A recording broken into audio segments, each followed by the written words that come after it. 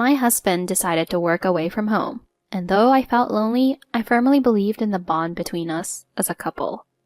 However, as time passed and he returned home less frequently, my trust in him began to wane. When I confronted him to uncover the truth, he told unbelievable lies and avoided taking responsibility.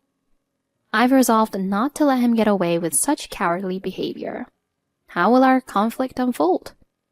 It turns out my husband was having an affair during his business trips. It was serious enough that I had to inform everyone. I often heard stories here about husbands cheating during business trips or wives cheating while visiting their parents after childbirth. But personally, I'm always alert to such things as I can't imagine cheating on someone. I thought it only applied to people who really put effort into their appearance, or maybe those naturally blessed with considerable beauty. Because I couldn't imagine older men and women easily having affairs or rather romantic relationships. From my perspective, being married meant excluding oneself from being a romantic interest. Once I became a married person myself, I never looked at other men in that way. Well, maybe just a quick glance. So I was truly shocked to find out that my husband, Mark, had been cheating. I seriously doubted it, thinking, no way, no way. Was it just my overactive imagination? But this carelessness was no good. I was cheated on by my husband. It was shocking when I learned the truth, but his attempts to hide the affair were so pathetic. I quickly recovered from the shock, and then my love faded away like salt dissolving. Cheating, huh? Surprisingly, right? People can be like that, huh? Well, there are people like that. It's quick to recover from shock, huh? How lame was it? Tell me about it. All right, let me reflect on what happened to me. At that time, we were both 45 years old and had been married for 15 years. We had one child, a 13-year-old son. There was nothing particularly noteworthy about us. We were just an ordinary family. The only real concern at the time was that our son was going through a pronounced rebellious phase. Our once affectionate and adorable son suddenly became distant. Oh my, what should we do? This must be the rebellious phase, my husband and I would say to each other, puzzled. We were just an ordinary family. My husband was serious about his work and took good care of our family. However, the moment we started living separately, our ordinary days came crashing down. It was decided that my husband would transfer to a different location just as our son was about to start his second year of middle school. My husband initially felt lonely and suggested we all move together, but our son insisted he didn't want to transfer schools. I was worried about the financial impact of quitting my job. Also, I was concerned about the health of my mother-in-law and my father who lived nearby. After discussing how to handle all these issues, we decided my husband would move alone. We were told the assignment would be about 3 years. I thought we could manage that length of time. I was confident because we had been married for 15 years. My husband wasn't what you'd call a handsome middle-aged man, but just an ordinary guy with a bit of a belly. I worried about his lifestyle habits, but I never worried about him having an affair. Yet, he had an affair quite easily. It's strange, isn't it? We had a good relationship and a lovely child. Why would he want to have an affair? Was it because he was living alone? Was it because he was lonely living alone? Or was it simply a release of his desires? Either way, it's not acceptable. When my husband first started living alone, he called me every day, sent messages to our son on WhatsApp, and came home every weekend, staying until the last possible moment. But gradually, his attachment to me and our son started to fade. The phone calls decreased, and he sent fewer messages to our son on WhatsApp. His visits, which used to be on Saturday mornings, became Saturday afternoons, then evenings, and then Sunday mornings. Eventually, he stopped coming home on weekends altogether. At first, my husband's excuses were along the lines of, "I have to work this weekend and was invited to play golf by a coworker." But gradually, his excuses became more half-hearted. When I called on a night he claimed to be working overtime, he would say things like, "I'm so tired from golf. It's so expensive, too." So around this time, I started thinking, something's not right with my husband. But at that time, I wasn't suspicious yet. I was just really worried about him. I wonder if he had mental problems at his new assignment. Looking back now, I was such a caring wife, right? I was genuinely worried about my husband. But even in my earnestness, I couldn't help but wonder, are you really okay? Are you eating properly? You haven't caught a cold, have you? It's the weekend, but maybe I should come over there. I'll prepare lots of meals in advance for you. You should rest. If our son has no plans, I'll bring him along. As I spoke these gentle words over the phone, he suddenly seemed flustered. And then he said something like this. No, it's better if you don't come over here. I didn't tell you because I didn't want you to worry, but I actually got a fever since this morning. When I went to the hospital, they said it's something contagious. So you shouldn't come here. I'm sorry, but I don't want to risk infecting you and our son. He hurriedly started acting like a sick person. He had seemed fine until then, but now he even started coughing. Yeah, it definitely seemed suspicious. I could feel that he didn't want me to come. The timing was suspicious, but maybe it's true. I understand the feeling of not wanting to inconvenience others with my own whims. Yeah, that's right. Maybe I'm being a bit suspicious too. But maybe he really does care about us. Caught in this dilemma, I ended up just thinking about my husband for now. But the next weekend he claimed poor health again and didn't come home. He also refused when I suggested stopping by his place of assignment. Then the following week he insisted he had to work on this day off, so I said, I'll go to your place while you're at work. It's okay if you're not there, I'll cook and clean. But the night before on Friday he called and said, Sorry, I'm not feeling well. It's a serious illness, so you can't come over here. Once again, he refused my visit over the phone. By this point, I wasn't just worried, I was suspicious. I became convinced that something was going on. It bothered me, so I decided to investigate. I really wanted to look into it myself, but due to the distance and lack of time, I hired a detective. Honestly, it was quite an expense, and I was taken aback. But true to their profession, they quickly and reliably gathered evidence. My husband was cheating on me. He was semi-cohabiting with someone. Whoops, I didn't realize the evidence was gathered so quickly. They really went all out with the affair, huh? Living together part-time, huh? Is that why he refused visits? But seriously, an affair and part-time cohabitation, isn't that the worst? It really is the worst. That part, the part-time cohabitation. They're really immersed in their affair. And what really shook me was the identity of my husband's mistress. I had assumed he was cheating with some young girl because affairs usually involve younger women, right? But my husband's mistress is about the same age as me. Well, actually, she might even be older. That's the impression I got. What you might call an older woman. She wasn't like a glamorous beauty, just an ordinary middle-aged woman. Well, yeah. If I were to say she had quite a big chest, I wonder if she had a fuller chest compared to my flat chest. It's not like I felt defeated by that, but somehow it really irritated me. What really bothers me is what I feel insecure about. No, actually, she has what I wanted the most. And he's having an affair with someone like that. I couldn't help but think.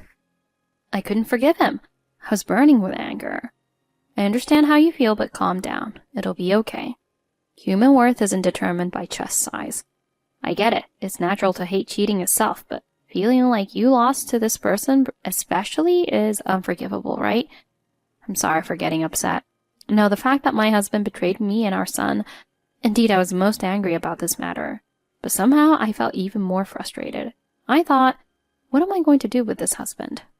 Should I let him do as he pleases, or boil him, or fry him? But while I was pondering these things, my husband took action first.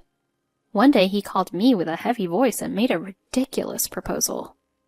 Hello, how are you? Oh, what's wrong with you? Another cold? Well then, I won't be able to come to your place this week either. That cold of yours, it's contagious, right? You're always falling ill every week. It must be tough. Yeah, that's right. I've been feeling unwell again. So I actually went to the hospital the other day. Hospital? You've been going there before, right? Oh no, this time I went for a detailed examination. The stomach issues have been persisting. Oh, I see. Is that so? Well, about that result, they said I only have 6 months left. There's nothing that can be done. Wait, what? You have only 6 months left? Yeah, that's right. So could you please divorce me? I don't want to burden you and our son with my illness. Divorce? But we're a family. Shouldn't we face illness together? I don't want to steal your time. That's why I've decided to quietly leave on my own. Please grant me this final selfish request. Well, if you insist that much. Thank you, Sarah. Now about the division of assets in the divorce. Since I can't work anymore, could I get a bit more? Medical expenses are no joke. Also, I can't afford child support for our son. I have no savings or inheritance. Please, forgive me. So there won't be any division of assets or child support because you can't work? I guess that means you have no intention of paying alimony either. There won't be any alimony, right? It's inevitable when it comes to life. I see, but I'm a bit confused right now, so I'll organize my feelings and think things through after this.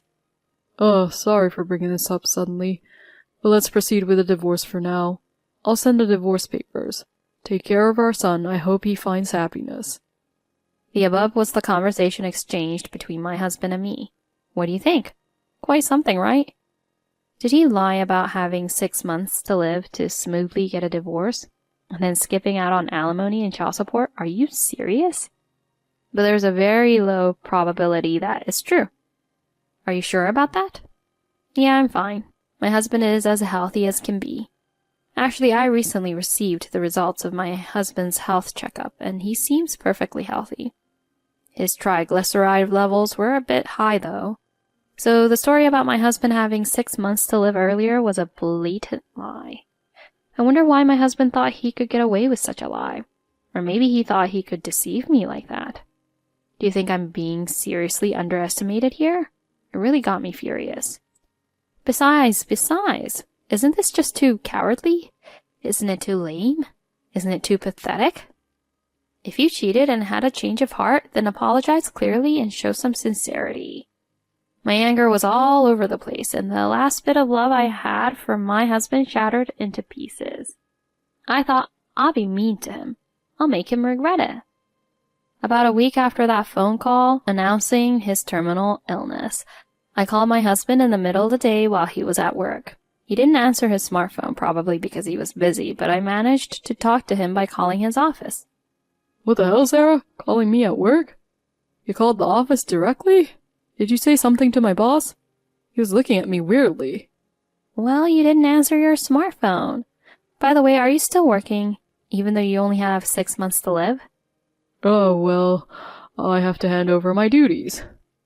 Even if I'm sick, it's irresponsible to quit so easily. I see. You're so dutiful, but it's okay. You can prioritize your health and quit right away. Huh? I explained to your boss earlier that you only have 6 months left to live, and that you're not in a state to work anymore. What? Why would you do that? Why would you do something like that without asking me? What? But it's true, isn't it? Or are you saying it's not? You can't work, so you can't pay for our son's child support, right? Oh, yes, but work isn't that simple. What? It's unthinkable for a company to overwork a sick person. I'll report this to the labor union. No, calm down. Let's talk about this later. I have work to do now. Yes, right. The handover. Oh, and I also thanked your boss for that other thing. That other thing? Did you tell him something else? Oh, you know, the thing. About Ashley from your office taking care of you while you were away. What? How do you know about her? That's not important. Anyway, I told your boss that Ashley was living with you and taking care of you. I thanked him for that too. I said, your company is very caring. You told my boss that Ashley was coming to my house? Yes, because it's true, isn't it? I even have proof photos. Ugh. I'm really laying it on thick. I revealed everything to his boss so smoothly. His mistress was a woman named Ashley from the same workplace, revealing their relationship and punishing both at the same time. Nice. Yes, since his affair partner was someone from his workplace, I thought this would be an easy way to get revenge. The boss was really surprised. He was also surprised that my husband was practically living with Ashley. Because Ashley had a strong relationship with the boss, too. By the way, the boss is divorced and single, and Ashley is single, too. They were even talking about promises of remarriage or whatnot.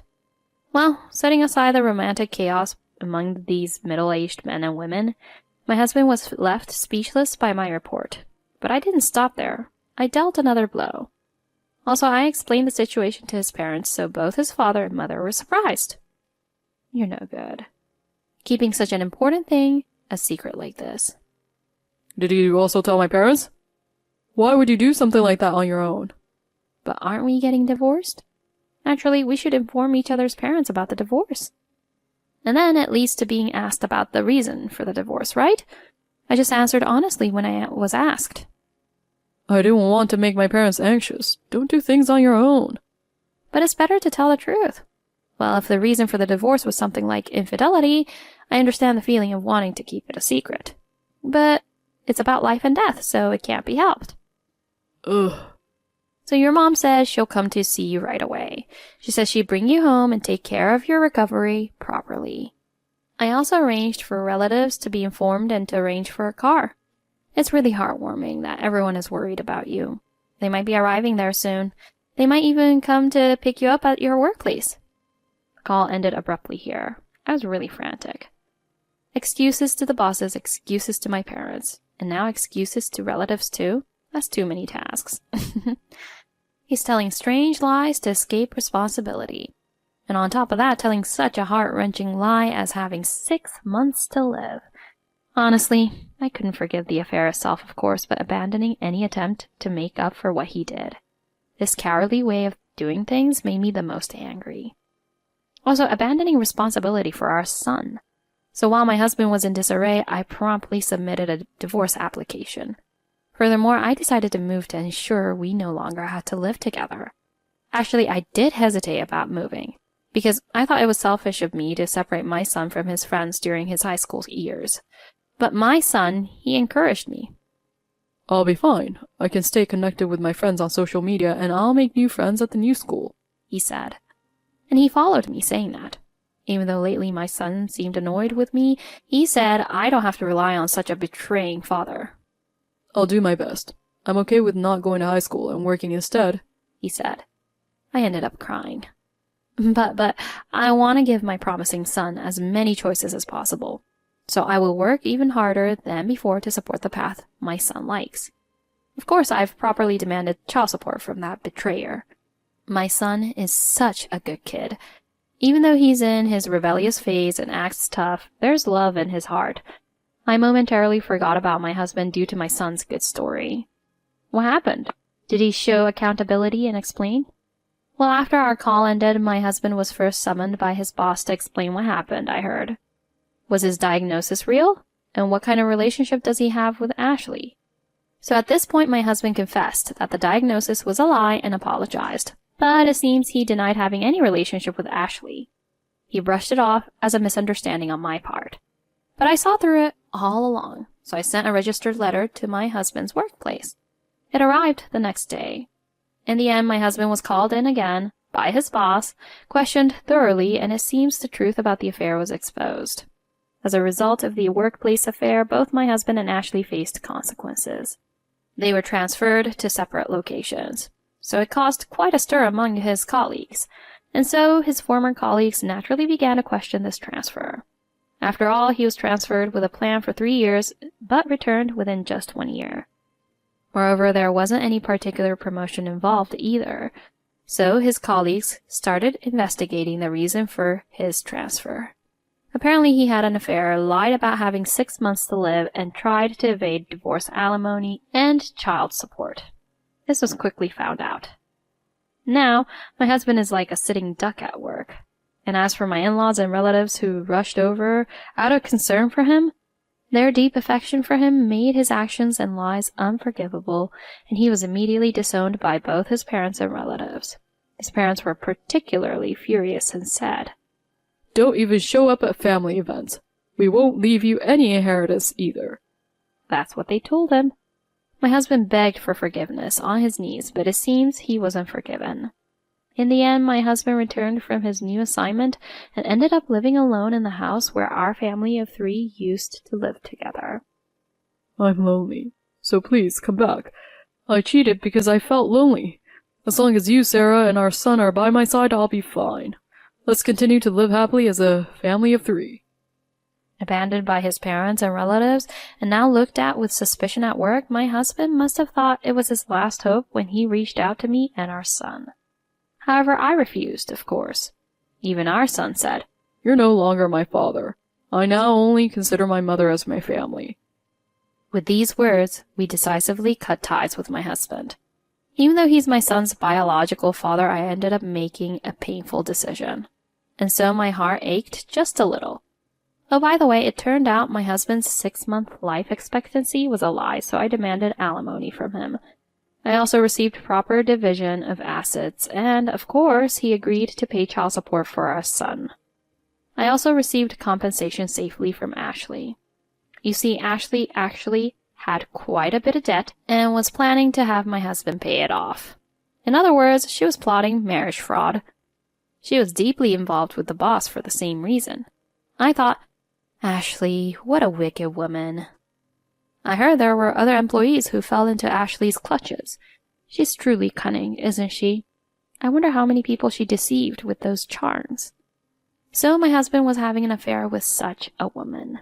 Because she demanded money, is that why my husband told such a lie? I guess my husband was also deceived, but it's pathetic that he was easily fooled by her allure. Yeah, why did Mark cheat on me?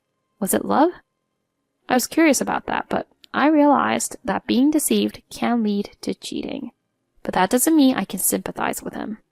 After all, my husband betrayed me and our son and even tried to deceive us. I'll never sympathize or forgive him. From now on, I'll live for my son's sake. I'll do my best not to let my son become like that scumbag. I feel relieved after talking about it. I could reaffirm how much of a scumbag my husband is, and I feel my decision was right. Thank you all for listening to my story. After cheating during his business trip and then telling the despicable lie of having 6 months to live, my husband abandoned all responsibilities as both a husband and a father.